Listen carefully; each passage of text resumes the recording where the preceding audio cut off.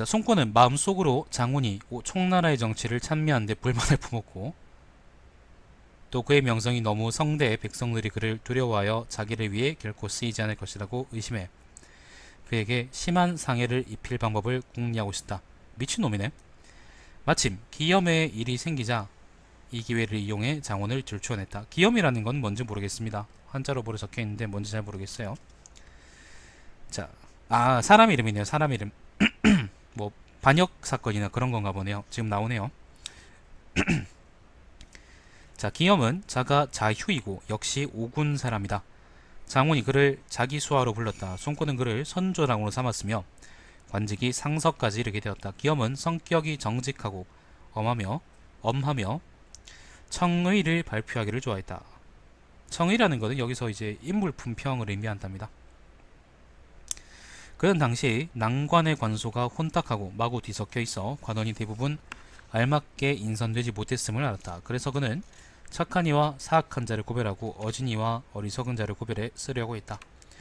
어떤 이가 백관을 탄핵하고 삼서의 관리를 엄밀하게 선발해 대부분 높은 지위에 있는 자들을 폄하해 낮은 지위로 강등시켰는데 한 번에 몇 등급씩 감등되기도 하고 옛 지위를 지키고 있는 자는 10명 가운데 한 명도 되지 않았다. 그중 관직이 있으면서 탐욕스럽고 비루해 뜻이나 절개가 오염되고 낮은 자들은 모두 군영의 막부에 배치되어 병사들을 다스렸다. 따라서 원한과 분노의 목소리가 쌓이고 점점 참언이 일어나게 되었다. 기염과 선조랑 서표는 전적으로 사사로운 감정을 사용해 사랑하고 미워하는 바가 공평한 이치에서 나오지 않고 있다고 다투어 말했다.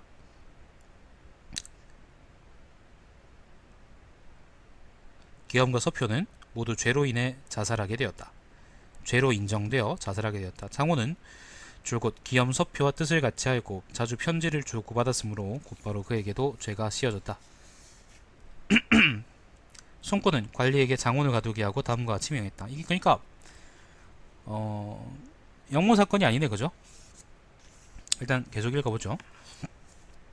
옛날의 명에 장원을 불렀을 때는 텅 빈 마음으로 그를 대하였고 그가 오자 높은 관직을 주어 옛 신하들을 뛰어넘는 대우를 했다. 어떻게 그가 흉악하고 추악한 일을 꾀하고 혼자 다른 마음을 끼고 있었겠는가. 옛날에 기염의 아버지와 형이 흉악한 역적에 기대었지만 과인은 개의치 않고 선발에 임용해 기염이 어떤 사람인지를 살피려고 했다. 그의 마음을 살펴보니 정말 형태가 드러났다. 그러나 장호는 그와 생사의 사귐을 맺었으니 기염이 나아가고 물러난 것은 모두 장원으로부터 비롯된 것이다. 더욱이 그들은 겉과 속이 되고 함께 배와 등이 되어 그러니까 배하고 등이 되어 기염은 장원의 무리가 아니면 곧바로 털을 불어 흠집을 구하여 허무맹랑한 죄명을 씌웠다. 그러니까 셋이 작당했다 뭐 그런 말입니다. 또 전에 나는 장원을 세군을 감독하는 직책에 임명해 세군이라는 건 여기서 예장군, 여릉군, 파양군이랍니다. 예장은 여기고 여릉은 여기고 파양은 여기입니다. 그러니까 요 지역이네. 요 지역. 자, 임명해 그 국관원과 나머지 병마를 지휘하도록 했다. 당시 문제가 생길까봐 걱정돼 빨리 돌아오려고 했기 때문에 계급을 주고 권위로 그를 장려했다. 그러나 그는 곧장 예장으로 와서 표를 올려 오래된 사악한 무리를 토벌할 것을 요구했다. 나는 믿고 그의 말을 받아들였으며 특별히 요장, 장하, 해번병 5,000명을 그에게 주었다. 그 뒤 조비가 직접 회수와 사수로 쳐들어왔다는 소식을 들어서 미리 장훈에게 명하여 긴급 상황이 있으므로 곧장 출동하라고 했다. 그런데 장훈은 데리고 있는 장수들을 모아 산속에 배치하고 명령을 받았지만 전쟁터에 이르지 않았다. 조비가 스스로 물러난 것에 의지하지 않았다면 지나간 일이 어찌 깊은 계획이었다고 말할 수 있겠는가. 요거는 장원은 이제 요 지역을 통과라는 이제 그 관리를 했는데, 근데 조비가 이제 쳐들어왔을 때 장원이 이제 원군을 보내지 않았다고 이제 책망하는 얘기죠.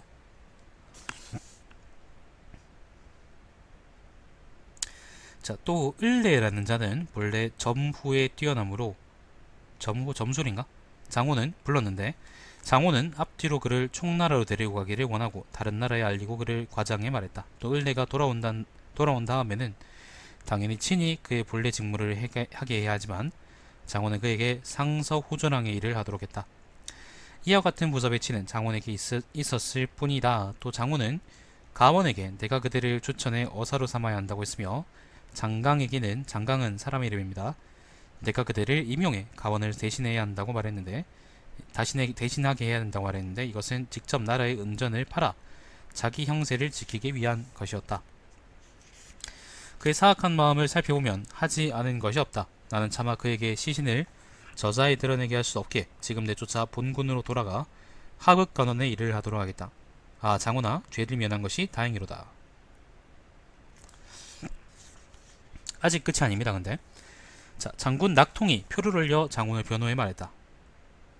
엎드려 생각해보면 폐하께서는 하늘에서 만든 빛나는 덕행과 신령이 계시한 성스러운 마음을 갖고 사방에서 우수한 인재들을 불러 모아 조정에 걸출한 인물들을 안비하셨습니다. 수많은 선비가 넓고도 깊은 은혜를 받았으며 장호는 가장 두텁게 받았습니다. 그러나 장호는 스스로 죄를 초래해 쫓겨나게 되어 빛나는 은혜를 저버렸습니다. 그가 이와 같이 된 것을 생각하면 진실로 슬프고 통탄스럽기만 합니다. 그러나 신은 바쁘게 오가는 사이에 나라를 위해 살피고 들어서 그 상황을 잘 알기에 그 이치를 상세히 말씀드립니다. 장훈은 확실히 마음속에 다른 마음이 없었으며 일을 함에도 반역하는 적이 없었습니다. 다만 그 나이가 아직 적고 중임을 맡을 자질이 부족한데도 오히려 혁혁하게 융성한 은총을 입고 탁월하고 위대한 재능을 드러내어 인물의 좋고 나쁨을 극단적으로 평가하고 포편많은 의론을 내놓았습니다. 아까 이제 청담을 좋아한다 그랬죠. 청의를 좋아한다 그랬죠. 품평이요. 자, 이리하여 권세에 힘쓰는 자는 그가 총애받는 것을 시기하고 명성을 다투는 자는 그의 재능을 질투하며 침묵하고 말이 적은 자는 그의 평론을 꾸짖고 흠이 있는 자는 그의 의론을 기피했습니다. 이는 마땅히 신이 상세히 처리해야 할 것이고 조정에서 자세히 논구해 살펴야만 할 것입니다. 옛날에 가인은 지극히 충성스러운 신하였고 한나라 문제는 영명한 군주였지만, 가인은 이제 옛날에 한나라 때, 아베스님 안녕하세요, 그 사람 이름이죠, 그죠? 자, 주발과 관영의 한마디 말로 가인은 멀리 물러나게 되었습니다. 주발하고 관영은 이제 둘 다 공신들입니다. 그 당시에. 무엇 때문입니까? 가인을 미워하는 자들의 증오하는 정도가 심하고 참원하는 자들의 말이 교묘했기 때문입니다. 가인에 대해서는 그 사기의 구런 가생 열전을 보시면 거기 나와요. 둘 다 이제 억울하게 모함을 받고 그 타지에서 쓸쓸히 죽은 그런 사람들입니다. 자, 그러나 천하에 잘못 전해지고 과실이 후대까지 분명하기 때문에 공자는 군주가 되는 것은 어렵고 신하가 되는 것도 쉽지 않다라고 했습니다. 장훈의 지혜는 비록 전국시대의 책사에 미치지 못하고 무예는 울부짖는 호랑이에 미치지 못할지라도 그의 넓고 아정한 기실, 우수한 덕행, 문장의 정체라는 거는 채자는 이제 빼어나다 그런 말인데, 문체할 때 그 채자거든요. 정자는 뭔지 모르겠네. 아무튼 의론의 분명함은 사람을 뛰어넘을 만큼 탁월하고 세상에 화려하게 빛나므로 세상 사람들 가운데 그에게 미칠 자가 없습니다. 그러므로 장훈의 재질을 논하면 안타깝고 그의 죄를 말하자면 용서할 수 있는 것입니다. 만일 폐하께서 위세를 인내해 성덕을 펴고 현명하고 재능 있는 자를 길러 대업을 촉진시켜 진실로 조정의 미덕을 밝힌다면 사망이 있는 자들도 이를 우러러보게 될 것입니다. 네, 맞아요. 총 꼬는데 지켜 몰락한 촉파 장원. 맞아요. 촉파인지 모르겠지만 아무튼 지금 그 관련한 이야기입니다.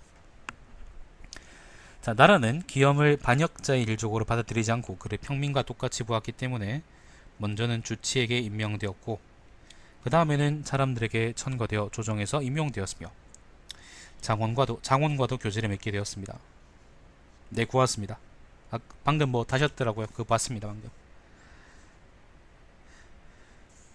자, 군주와 신하의 의리는 의리 가운데 가장 중요하며 친구 사이의 사귐은 교제 가운데 가장 가벼운 것입니다. 나라가 기염을 의심하지 않은 것은 가장 중요한 의리입니다. 이 때문에 장원이 기염과 사귀는 것을 의심하지 않은 것은 가장 가벼운 교제입니다. 당시 세상 사람들은 앞에서 기염을 총애했고 장원은 뒤에서 사서로이 친근하게 지냈습니다. 아 근데 이거 왜 이렇게 기냐? 이씨 왜 이렇게 길어?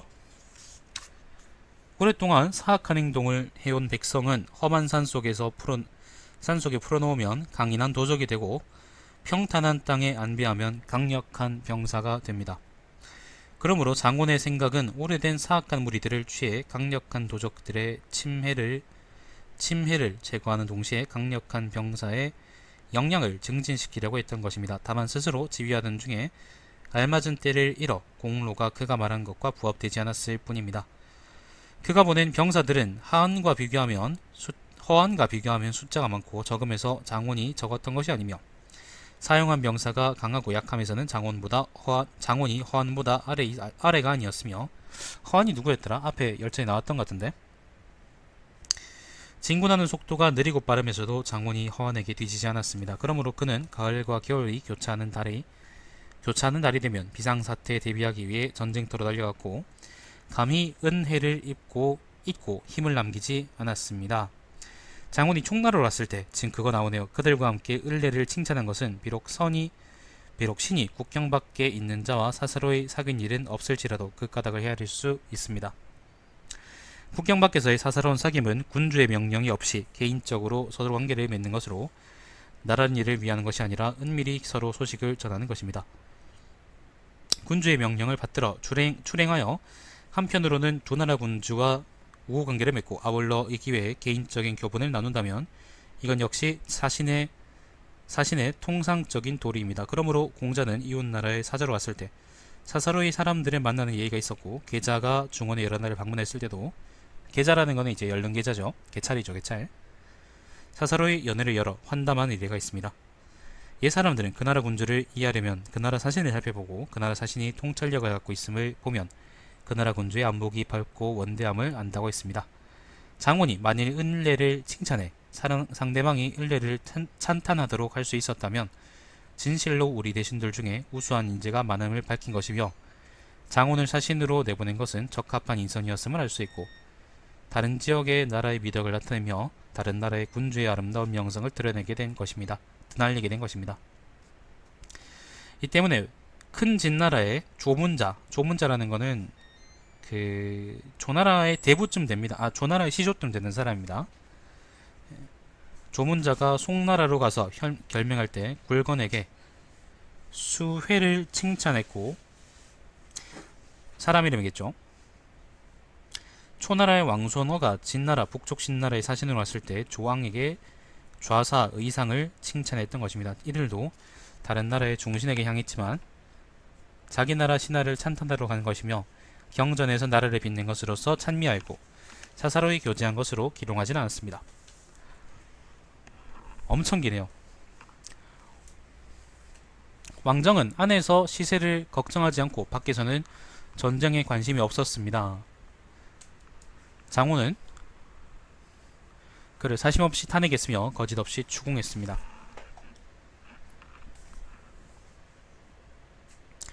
이리하여 장훈은 왕정과 큰 원수지간이 되었습니다. 이는 장훈이 절개를 다한 명백한 증거입니다. 왕정의 명령이 성대하고 중요한 관직에 임용된 것은 모두 가원이나 장강보다 낫습니다. 하지만 장훈은 오히려 개인적인 이익 때문에 왕정에게 안전을 구하지 않았습니다. 어찌 감히 은혜를 팔아 가원이나 장강에게 협력했겠습니까? 또 가원은 직무에 근면하지 않고 맡은 일을 감당하지 못했습니다. 장훈은 여러 차례 보기 싫은 낯빛으로 그를 대하고 날카로운 소리로 비난했습니다. 만일 장훈이 진실로 나라의 은혜를 팔아 혼란을 만들었다면 가원을 탐할 필요도 없었을 것입니다. 이러한 여러 가지는 사실과 맞지 않으며 사람들에 대한 조사도 증거가 없습니다. 신이 사서로이 생각해보면 군주가 비록 신성하고 명철한 자태와 비상한 지혜를 갖고 있을지라도 한 사람의 몸으로 수많은 백성을 다스리고 층층 궁궐의 내부를 수행하고 나라 밖의 사방을 내려다보며 수하관원들의 감정을 돌아보고 각종 국사의 규율을 구하는 것을 완전하게 하기가 쉽지 않으므로 진실로 마땅히 여러 신하의 말을 듣고 살펴서 총명의 밝음을 넓혀야 합니다. 지금 장훈에 대한 사람들의 비난은 은근하지만 장훈에 대한 신의 변호는 말이 매우 애절하고 그 내용은 매우 완전합니다. 각자 스스로는 나라를 위하여 한다고 말하지 누가 개인의 이익을 위하려 한다고 말하겠습니까? 짧은 시간에 바로 판별하기는 어렵습니다. 그러나 폐하의 총명함과 예지의 의지에 논의의 시비를 자세히 살펴 마음 깊숙이 들어가 사상을 집중해 자세한 것과 계략적인 것을 연구조사한다면 실정이 어찌 의심스러워 베풀어지지 않을 것이며 일이 어찌 어두워져서 밟지 못하겠습니까? 장훈은 신을 좋아하지 않았고 저도 장훈을 좋아하지 않았습니다. 옛 군자는 모두 개인적인 원망을 누르고 군주의 시야를 넓혔습니다. 그는 앞에서 탁월하게 행동하였으니 신은 뒤에서 그가 없어지는 것이 부끄러워 오랫동안 마음속에 품고 있던 감정을 서술해 신의 어리석은 생각을 피하게 바치는데 이는 실제로 조정에 충심을 다하는 것일 뿐 장훈 개인에 대해 연연해야 하는 마음이 있는 것이 아닙니다. 손권은 끝내 낙통의 의견을 받아들이지 않았다. 이렇게 내가 많이 읽었는데, 이렇게 내가 길게 읽었는데 이거를 그냥 끝내 받아들이지 않았다는 걸로 끝내버리는 거야? 일단은 지금 보니까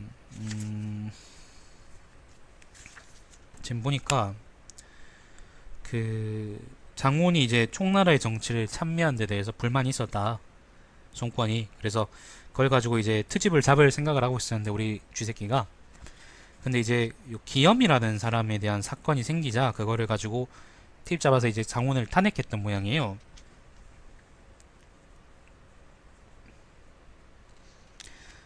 그런데 이게 기염 사건이 뭐였냐면은,